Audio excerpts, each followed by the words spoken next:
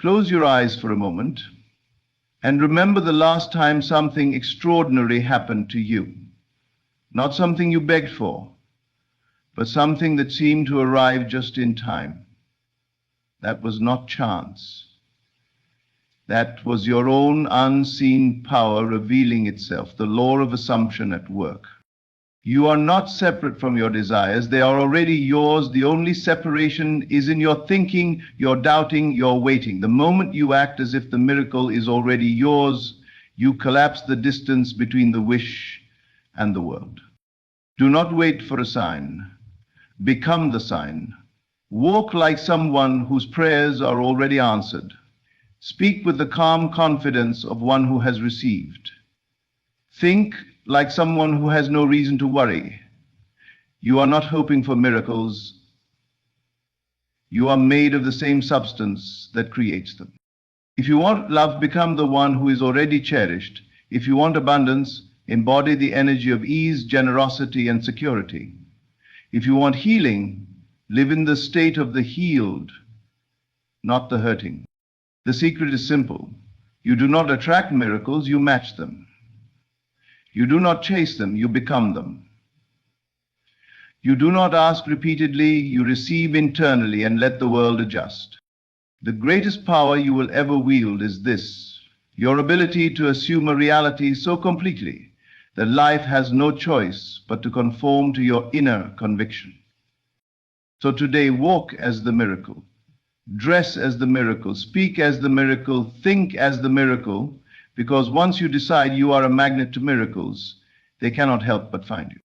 Imagination is not a mere daydream or fleeting thought. It is the very fabric of creation, the silent sculptor of reality. When you close your eyes and dare to see yourself beyond what is now, you are not escaping, you are planting the seeds of transformation. Everything you experience externally was once first imagined internally, whether consciously or unconsciously, and this is the truth most people miss. Your imagination is the magnetism of the soul. It draws into your life not what you want desperately, but what you consistently imagine to be true. The world around you responds not to the physical effort alone, but to the image you habitually carry within. A man can toil day and night, but if in the quiet of his own mind he still sees himself as a failure, as unworthy or unlucky, then his results will mirror that inner picture. The law is precise. What you assume to be true, you live out. Life does not respond to wishful thinking. It responds to the state you occupy within yourself. Imagination is the bridge between where you are and where you long to be. It is your permission slip to enter a new reality before the facts rearrange.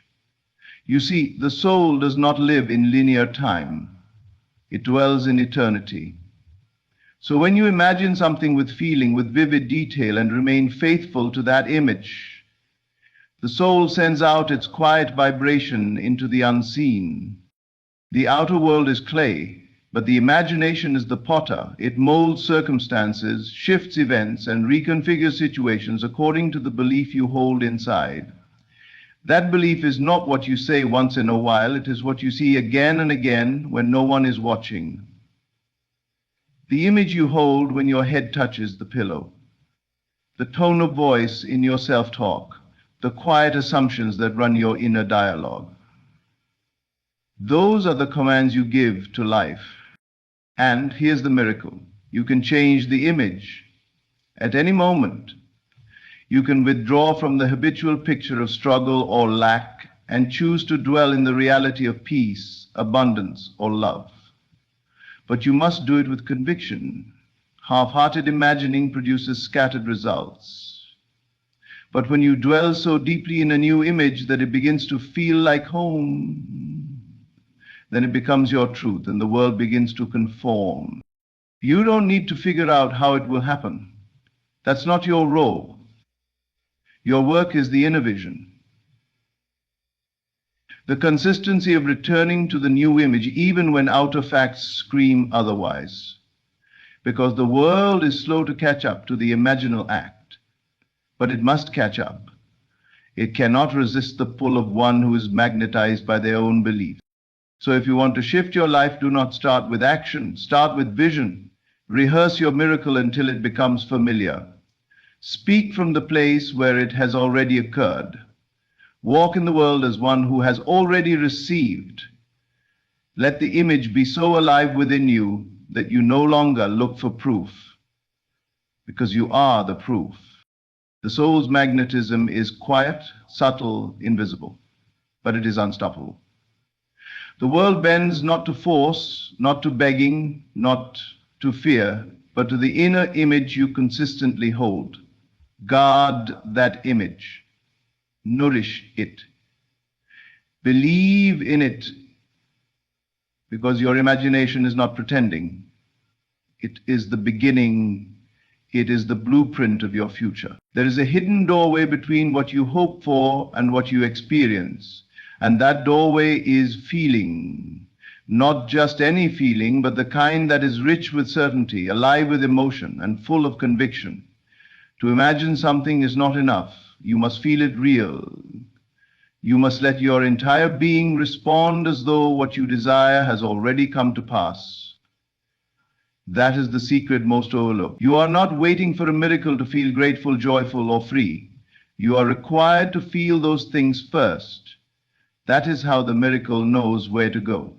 Feeling is the bridge between thought and reality. It is not just decoration to your imagination, it is the power that activates it. When you imagine yourself healed but continue to feel broken, you cancel the power of the vision. But when you feel within you the emotional certainty of wholeness, even before any evidence appears, you call that state into your world. Feeling is what convinces the subconscious that the desire is real, and once the subconscious accepts it, the world begins to rearrange. You must understand, emotion is not weakness. It is the most powerful instrument of manifestation. Thought without feeling is hollow, but thought clothed in emotion becomes magnetic. It draws experiences, people, and opportunities into your path in ways the logical mind cannot predict. The universe does not hear your words, it feels your state. And when you live from the feeling of already having, you are no longer asking, you are receiving. This is why you must not wait for outer facts to give you permission to feel joy. You must feel it now before any change, before any proof. And when you do, something begins to shift. You move from hoping to knowing, from wishing to expecting, from someday to now. The outer world may still look the same, but inside, you have stepped into a new state.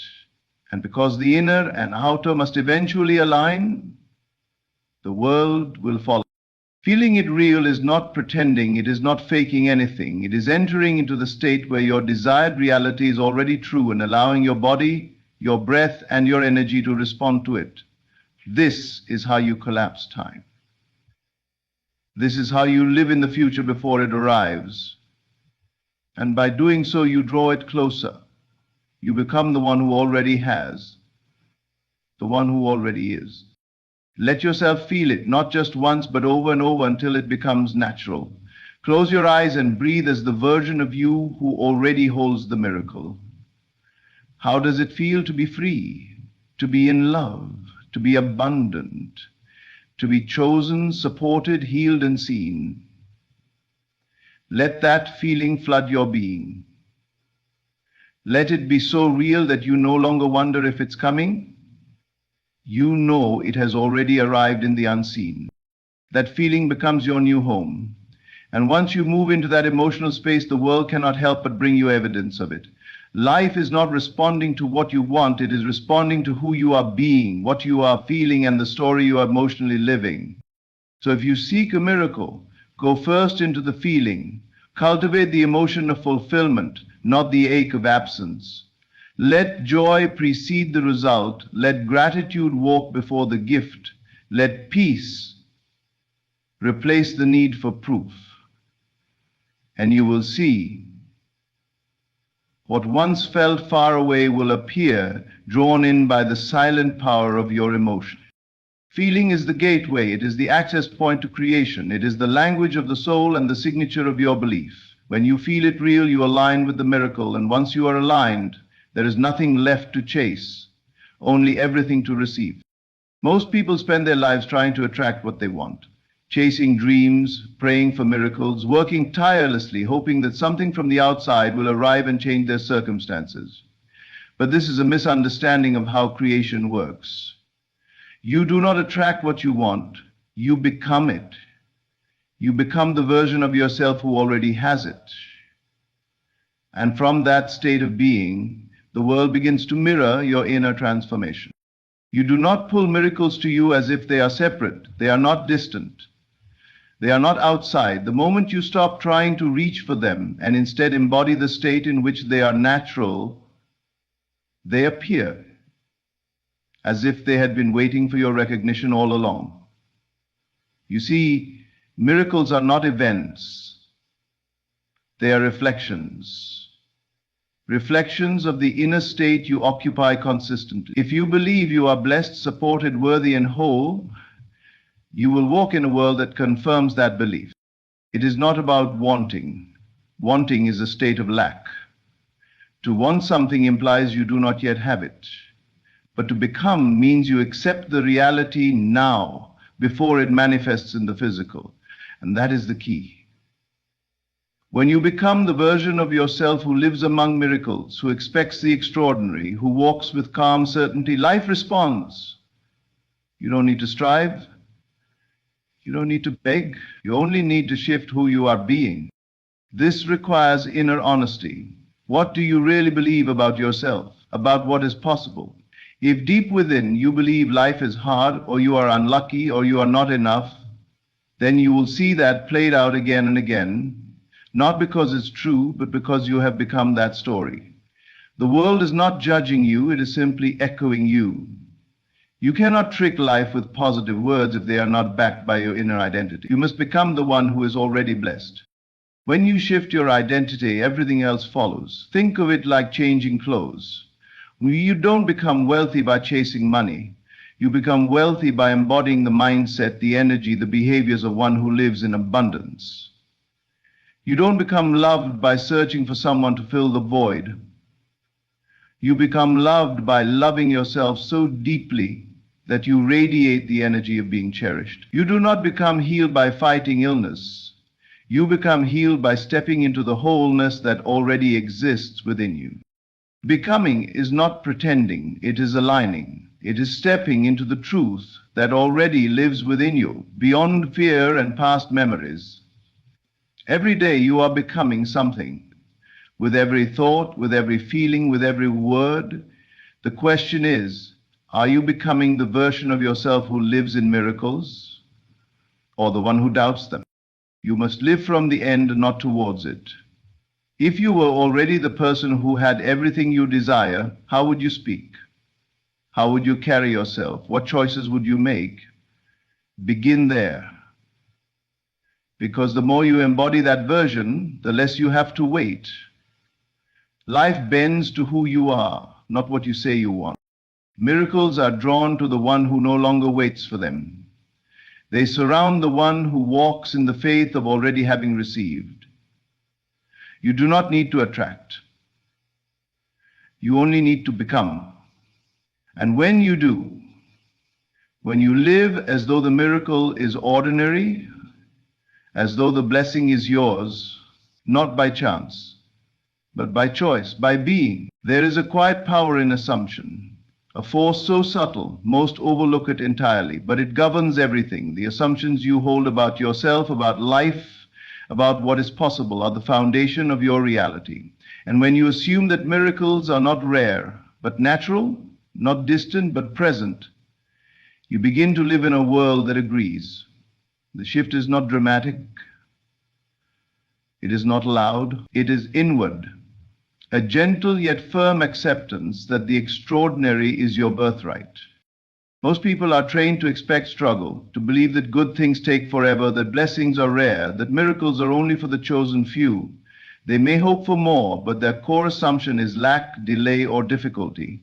And so, that is what they experience. But the moment you assume that goodness is your natural state, that life wants to bless you, that joy belongs to you, everything begins to rearrange. This is not about false confidence or forced positivity. It is about a quiet knowing a state where you no longer question if you're worthy. You simply know you are, where you no longer wonder if things will work out. You assume they already are. You don't beg for the miracle. You dwell in the energy of someone for whom miracles are normal. And from that state, life softens, resistance fades, doors open, not because you chased them, but because you aligned with them. Assumption is creative. It is not passive. It does not sit and wait. It declares and lives. To assume the miracle is your natural state is to no longer be surprised by goodness. It is to expect alignment. It is to know that solutions come, help arrives, answers unfold. Not because you force them, but because you are one with them, you have become someone for whom good things happen. This is a radical departure from the world's conditioning. You are taught to prepare for the worst, to lower expectations, to not get your hopes up. But all that does is cement a reality where miracles feel foreign. When you assume life is hard, life proves you right. When you assume blessings are rare, you hardly notice them. But shift the assumption, and everything changes. Begin each day with the quiet belief that things are working in your favor, that unseen forces are conspiring to bless you, that even delays have divine timing, that what is for you cannot miss you, not because you wish it, but because it is your normal. Let peace replace panic. Let calm expectation replace anxious striving. And life, feeling your new state, begins to rise to meet you. Assume the miracle is here, not on the way. Assume you are favored, not forgotten. Assume you are guided, not alone. The world outside may still echo your old assumptions for a while, but hold the new one with faith. The new belief will override the old pattern. You will see it in small things first, a coincidence, a compliment, a sense of ease. Then larger shifts, unexpected opportunities, surprising favor. And suddenly what you assumed becomes what you experience. You don't need proof to assume, you need courage. The courage to believe in something before it appears, to walk in faith, to carry the energy of already being blessed. Because when you carry that energy, the world mirrors it. Life becomes a reflection of the inner conviction that good things are not an exception, they are your essence. Stop asking if the miracle will happen. Assume it has. Let your tone, your posture, your thoughts reflect that truth. Speak from it, move from it, rest in it. Because assumption, when felt deeply, becomes identity, and your identity shapes your world. The moment you assume it's normal for good things to happen to you, they begin to. Because life always follows the lead of your belief. Every word you speak is a thread weaving the fabric of your reality. Every sentence carries a frequency, a vibration, an instruction to life. Most people don't realize they are constantly affirming lack with their language. They speak of what's missing, what hasn't arrived, what they fear, and then wonder why miracles feel so far away. But the secret is this: miracles arrive not to those who speak of absence, but to those who speak only from the end where their desire is already fulfilled. This is not about denial. It is not pretending that things don't feel hard. It is choosing not to give voice to what you don't want to expand. You do not feed your future by rehearsing your past. You do not become powerful by declaring weakness. Life responds not to your needs, but to your embodiment. And you embody what you consistently speak. So speak from the end, speak from the place where you already have the thing you once asked for. And the world will rush to match the image your words create. To speak from the end is to talk as if your miracle is already here. It is to align your conversation with the outcome, not the obstacle. It is to move your focus away from what's missing and onto what is unfolding. When you do this, your tone changes, your energy shifts. You begin to feel the reality of the thing you desire, and in feeling it, you draw it closer. This is not performance, this is truth. A deeper truth than circumstances can show, because everything starts in the unseen. The invisible realm of consciousness is where reality takes shape. And what you persist in assuming, feeling, and speaking becomes the visible. That is the law. Not a law of chance, but of alignment. You are creating the space in which the miracle must appear. Think about how you speak to yourself and others. Are you constantly explaining what isn't working? Are you defending your delay? Are you justifying your struggle? If so, you are reinforcing it. You're feeding the very condition you want to dissolve. But if instead you speak as if your prayer has been answered, even if only in your inner world, you shift the signal, you stop radiating need and start radiating possession. And life responds to possession. Talk like the doors are open. Talk like the blessing is unfolding. Talk like the love is already yours. Speak with the confidence of someone who has received the call, heard the yes, stepped into the promise.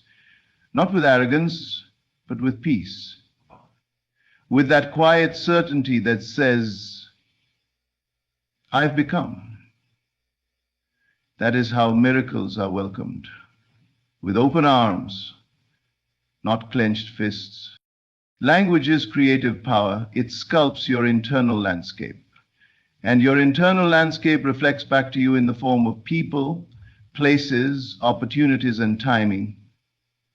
So, take your words seriously. Speak with vision. Declare with purpose, even in private.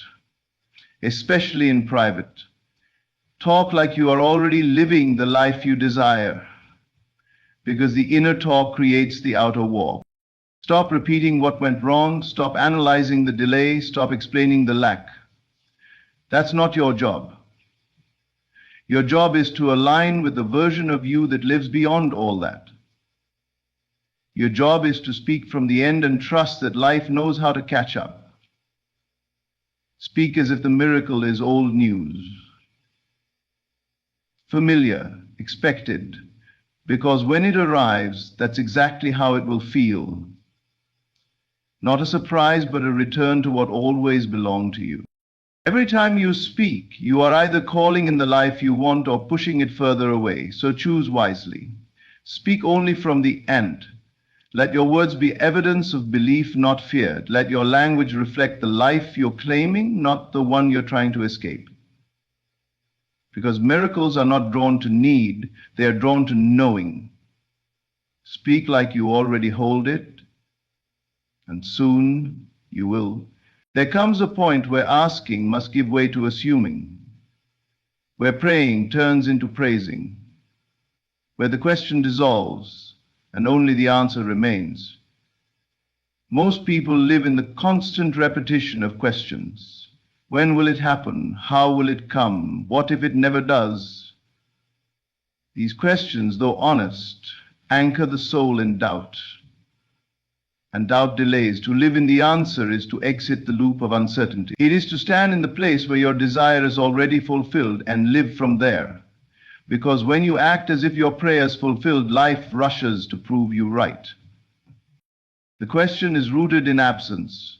It assumes what you want is not yet here.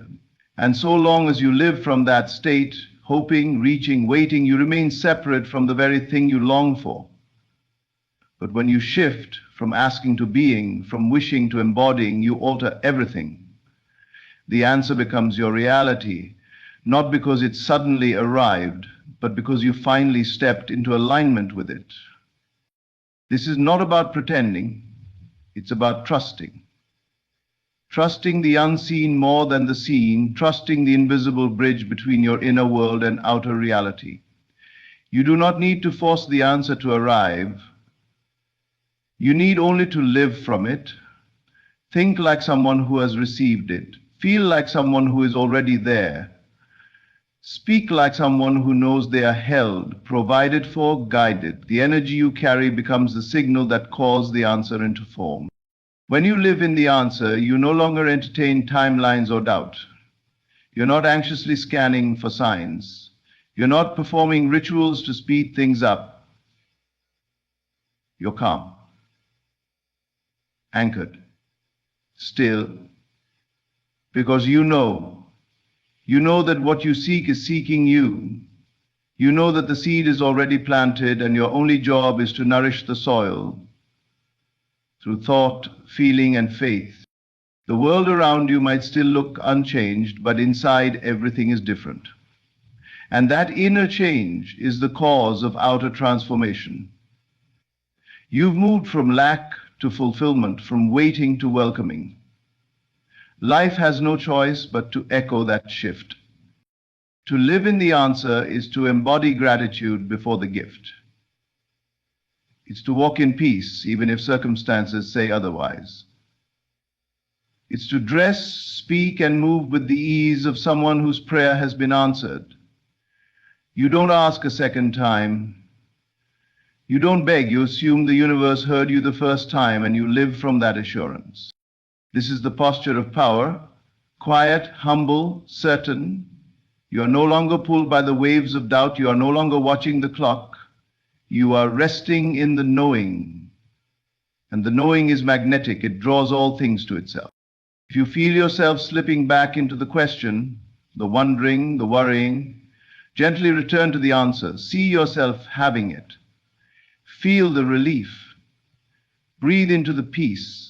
Let that be your new dwelling place, not a temporary visit.